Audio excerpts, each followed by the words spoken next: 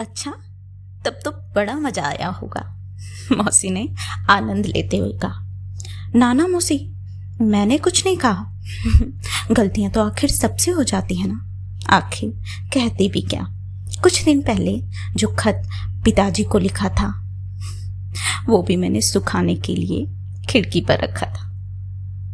तो गलतियां तो सबसे हो जाती हैं, उस लड़की का जिक्र करते हुए मैं मौसी से कहती रही और फिर हम जोर से हंस पड़े। मासी होती तो बेचारी लड़की रोते रोते घर पहुंचती शायद। ओह मासी, मुझे आज लाइब्रेरी जाना है। उफ, जितना पढ़ाया सब सिर के ऊपर से गया।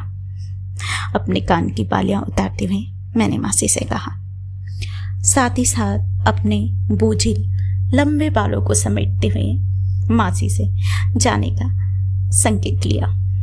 मौसी ने कहा, जाइए लता जी, शुरुआत कीजिए आज से पढ़ाई की। मैं भी मुस्कुरा दी और निकल पड़ी। ज्ञान सागर पुस्तकालय कई बार सफर करती हुई मैंने यह पुस्तकालय देखा था। लगभग 3 किलोमीटर पर था। क्या शांति है, मैंने मन ही मन सोचा। मैंने कुछ पैसे जमा किए और पूरे महीने भर के लिए उस पुस्तकालय में अनुमति ले ली। मैं दरअसल सामान्य वर्ग से, उस समय इतना कुछ कर पाना हर किसी के बस की बात नहीं थी। वो तो शुक्र है पिताजी का, जिन्होंने मुझे इतनी अच्छी जगह भेजा था जहां मुझे किसी चीज की कमी महसूस नहीं हो रही थी। मुझे केमिस्ट्री की किताब से कुछ विशेष कार्य करना था। मैं जैसे ही पुस्तकों की लंबी श्रृंखला की ओर बढ़ी, मुझे वहीं पास पर मेज पर एक सुंदर सी पुस्तक जो कि लाल रंग में थी और उस पे सफेद रंग की कारीगरी और साथ ही साथ बड़े ही सुंदर सम्मोहक रंगों के साथ काले रंगों में बड़े ही सुंदर अक्षरों में लिखा था, काव्य संग्रह। अरे वाह, मैंने जल्दी से कुर्सी खिसकाई और बैठ गई। मैं पुस्तक को कई बार उलटती पलटती। वाह, मैंने चंद पंक्तियां ही पढ़ी थी। कुछ दूरी पर कागज के कई पृष्ठ मेरे हाथ से, जो कि पुस्तक के अंदर थे, गिर पड़े। मैंने बड़ी ही सहजता से वह पृष्ठ निकाले और मेज पर रख दिए। मैं पुस्तक को बिना किसी रुकावट के पढ़ते ही जा रही थी और करती भी क्या, इतनी विवश थी कि उसके खाली स्थान पर जगह जगह पेंसिल से लिखी हुई कुछ पंक्तियों ने मेरा ध्यान आकर्षित किया। मुझे नहीं पता किस राग के समुद्र में डुबो रही हैं परछाइयां मुझे। मैं तो अश्कों के फुहारों से हर रोज नहाता हूं। न जाने कितनी ही ऐसी पंक्तियों ने मुझे अंदर ही अंदर घायल कर दिया था। इतनी खूबसूरती, यकीन मानिए,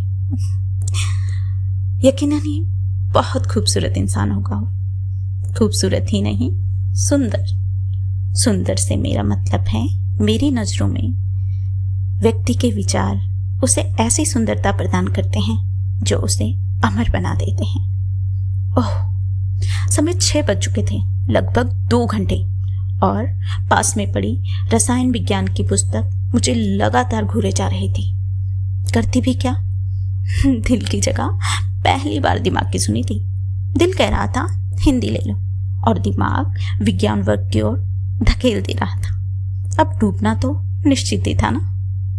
अब मैंने जल्दी से पुस्तक समेटी और बहुत आग्रह के साथ वो पुस्तकें घर ले आई। यकीन मानिए, पूरी रात उसमें लिखी पंक्तियों को पढ़ती रही। हर तीसरे पृष्ठ पर कुछ न कुछ पंक्तियां उकेरी हुई थी। वाह, कितना अच्छा लेखन है। मैं यकीनन ही उस लेखनी से बहुत प्रभावित हुई और ऐसे भारी भरकम शब्द जो मेरे अंदर तक घुस चुके थे। काव्यों में परिवर्तन इस तरह का, मैं मन ही मन सोचती रही। मन न जाने क्या क्या सोचने लगा। पर क्या इस बुद्धिजीवी को कोई कोरा कागज नहीं मिला? मैं मुस्कुराते हुए अपनी तकिया को आगे खींचा खुद से ही सवाल किए और सोचते सोचते कब सो गई पता ही नहीं चला। आंखों में थकावट सी महसूस हो रही थी। सूरज की रोशनी शीशे से टकराती हुई मेरी आंखों पर पड़ रही थी। मैंने अंगड़ाइयों के साथ उठना शुरू किया।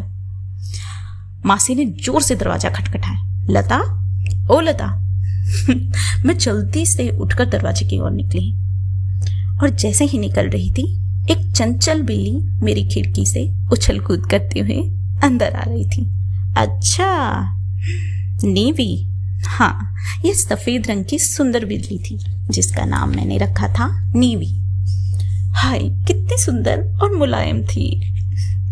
उसकी और मेरी मुलाकात इसी खिड़की पर हुई थी जब मासी उसके पीछे बेलन लेकर दौड़ती। मैं उसे खिड़की के रास्ते से अंदर बुलाकर अपने कंबल में समेट लेती। मुझे इन मूक प्राणियों से अटूट प्रेम है। शायद इसकी वजह करुणा है। कितने प्यारे जीव होते हैं ना ये। मनुष्य जो बातें लाखों शब्दों में भी बयान नहीं कर पाते, ये बिना कुछ बोले ही सब कुछ कहलाते हैं। लता, ओ लता। अरे अरे, क्या हो गया आज तुम्हें? इतनी देर क्यों कर रही हो? मैंने जल्दी से कंबल उठाई और उस शरारती शैतान बिल्ली के ऊपर फेंक दी। क्या मासी, कुछ कहा आपने? मासी कुछ गुस्से में बड़बड़ाती हुई निकल पड़ी अपनी बेलन के साथ। आज तो इस बिल्ली की खैर नहीं थी। मैं सब समझ चुकी थी। आज भी कुछ ना कुछ गिरा के ही आई होगी। लगता है दूध पी के आई है। यूं ही 3 दिनों के बाद कुछ प्रश्नों के साथ मैं फिर से कॉलेज चल दी। मुझे बायोलॉजी और केमिस्ट्री में कुछ काम करना था। मैंने जल्दी से कार्य शिक्षकों से सत्यापित करवाया और वहां से निकल पड़ी। आखिर मुझे जाना भी तो था। कहाँ? पुस्तकालय।